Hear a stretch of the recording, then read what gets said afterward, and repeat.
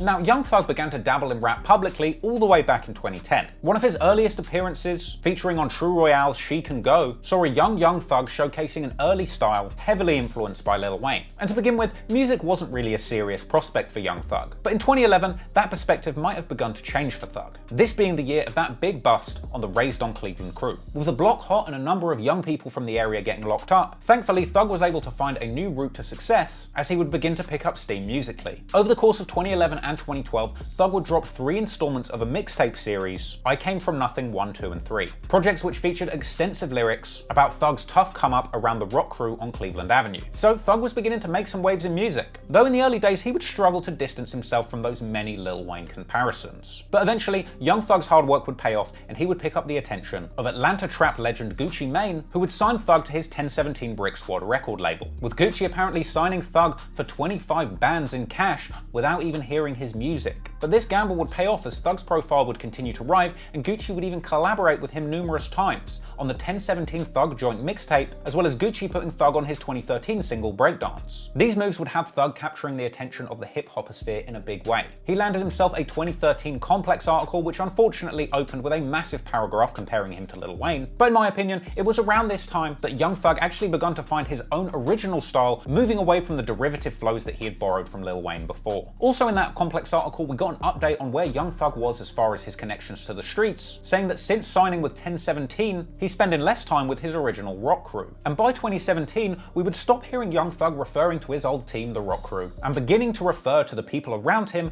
as a group by the name of YSL. But far from a label, Young Thug was still describing his YSL goons as the guys that will come and wipe your nose. From here, Young Thug would begin to shout out his YSL family on as many songs as he possibly could, even giving them a big shout out on his breakthrough single, Stoner. In fact, on that very song, there are lyrics that may have gone over a lot of people's heads, where Young Thug seems to basically explain the evolution of the rock crew to YSL, rapping "Hear my song way from YTC," which is apparently Young Thug's in charge, ROB, which stands for Raised on Bleveland or Cleveland, SMM, Sex Money Murder, another blood set out of Atlanta, now we YSL Venom, which seems to suggest that Thug kind of came up through all these gang blood sort of sets. But that's in the past, and now he's YSL, baby. He goes on to shout out a number of people, referring to them as his slimes, followed by the slat ad-lib. And really, if you ask me, the track Stoner is basically the point where Young Thug begun to heavily rep YSL in his music and just in general. This is where the movement begun. And it also just so happens that this is the point where Young Thug's career begun to take off massively. Along with Stoner, he dropped his other breakout single, Danny Glover. Stoner actually ended up going number 47 on the Billboard charts. So Thug was finally getting a shot at the legitimate music industry. But that doesn't mean that away from the charts,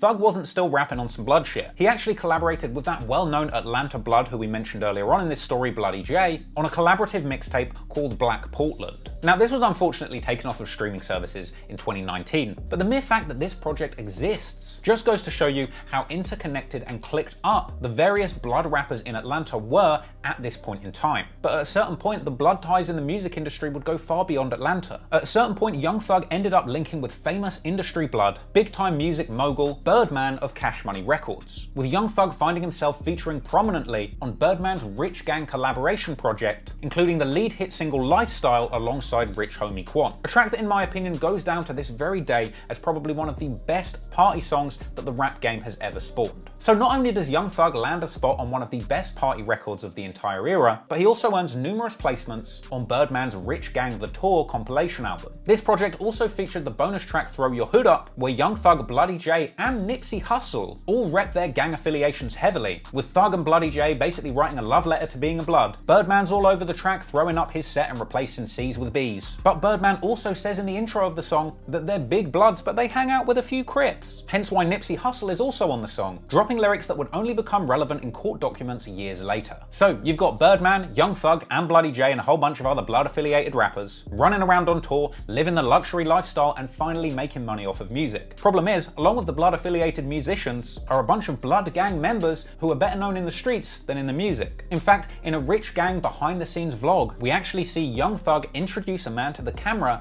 describing him as one of the biggest bloods in America. I got one of the biggest bloods in America with me, my nigga. You did. Atlanta, Georgia, nigga. This man's name is Donovan Thomas, aka Big Nut, and he's a man who would play a major role in the come-up story of YFN Lucci. But unfortunately, his life would be suddenly cut short, sparking a bloody war in the streets that would go on for years to come.